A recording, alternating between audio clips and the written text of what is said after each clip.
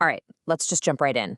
We're about to tackle a topic that can feel, well, pretty out there and super distant, this whole ancient idea of purity and pollution. But what if I told you the logic behind all those old rules is actually something you and I can totally recognize in our own lives, right now? Let's see if we can decode it together. I mean, have you ever tried to read a book like Leviticus in the Bible? It's so easy to just feel completely lost, right? It's jam-packed with these rules that seem so bizarre and honestly just totally inaccessible to us today. The natural reaction for a lot of us is to just kind of shrug and say, well, that's just outdated and irrelevant. Yeah, I mean, take this rule for instance. You can't wear a garment made with two different kinds of material. So, no cotton poly blends? To us, that sounds completely random. Like, what could possibly be the reason for a rule like that? It honestly feels like it comes from another planet. But, before we get too judgy, let's maybe turn the mirror back on ourselves for a second. Our world is also governed by a whole set of unspoken rules about what's right and what's just plain wrong. In fact, we live by our own kind of purity codes all the time, even though we'd never use that word. They're so deeply ingrained in us that we barely even notice they're there. Just think about it for a second. We all know that dirt belongs outside in the garden, not on the living room carpet. That feeling is so strong. Or the thought of eating a dog or a cat. For most of us, that's just repulsive, even though we can't really put a moral reason to it. We just instinctively pull back from things that we see as unclean or out of place. It's this really deep, powerful feeling. And that right there gets us to the most important point. When we try to make sense of these ancient purity laws with our modern ideas about, hygiene and germs, we are missing the point completely. The ancient concern wasn't about microbes.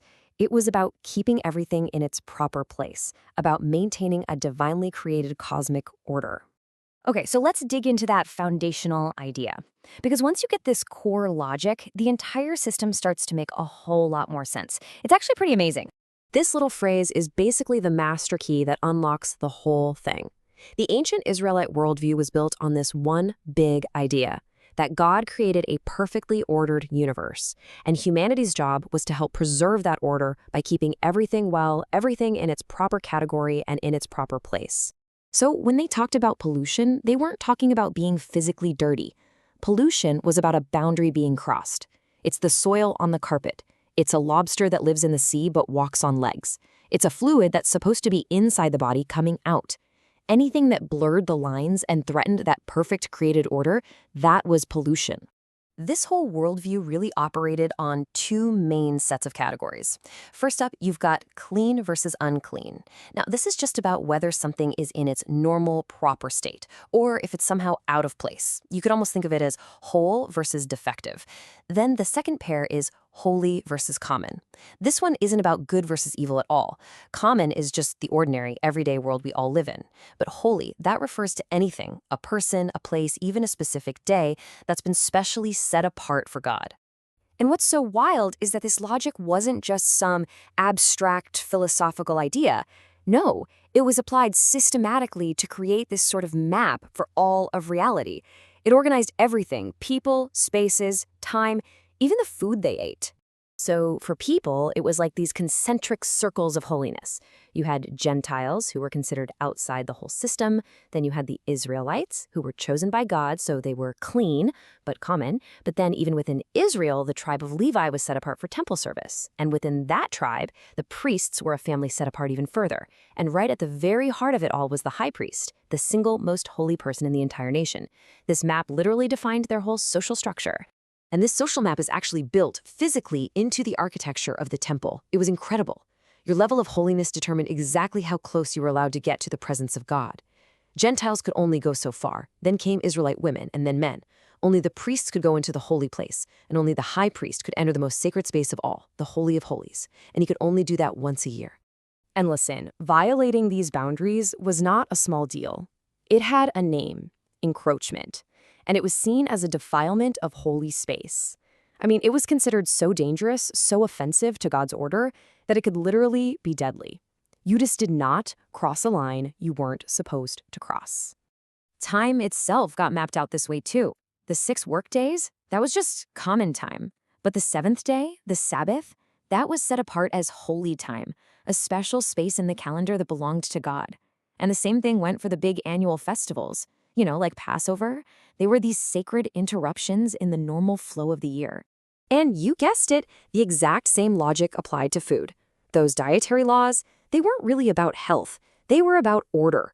Animals had to fit perfectly into their created categories. So a proper fish had to have fins and scales. A proper land animal had to chew the cud and have a split hoof. But something like a lobster, well, it lives in the water, but it walks on legs like a land creature. That was a category error. It was mixing two different worlds, and that's what made it unclean. And finally, the human body itself was seen as this little mini-map, a microcosm of the entire system. All the concern about its boundaries, keeping the skin whole, controlling what goes in and what comes out, that was a powerful physical symbol for the bigger concern over the social and ethnic boundaries of the entire nation of Israel.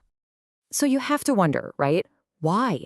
Why go through all this trouble with this elaborate mapping? What was the ultimate point of this whole super complex system? It definitely wasn't just about following rules for the sake of following rules. Well, first, we have to get our heads around the fact that they just didn't separate life into moral laws and ritual laws like we tend to do. For them, a command to love your neighbor and a command not to plant two different kinds of seeds in the same field, they both came from the exact same divine source. It was all part of one single unified instruction for how to live. And here's another really important piece of the puzzle. The goal wasn't to completely avoid becoming unclean. That was just impossible. Things like childbirth, menstruation, coming into contact with a dead body, these were all totally unavoidable parts of life, and they all made a person temporarily unclean. So the real point wasn't avoiding pollution, it was about managing it. The whole system provided clear rituals and step-by-step processes for purification, for restoring order whenever it got disrupted. And all of this was absolutely essential for one huge reason, so they could safely maintain a relationship with a perfectly holy God who had actually chosen to live right there in their midst. And that right there is the ultimate why. The entire system of purity and order and holiness, it was all a response to this one foundational command. Israel was called to reflect the very character of their God. Because God was holy, which meant perfectly ordered, totally distinct and set apart, his people were supposed to structure their entire lives to mirror that very same holy order. So when we look back at these ancient laws, instead of just brushing them off as strange, maybe we can see them as this incredibly deep and meaningful attempt to build a world of order and holiness. And that kind of leaves us with a question to think about, doesn't it? What are the invisible lines, the unspoken rules about what's clean, what's polluted, and what belongs where that are quietly shaping our own lives today?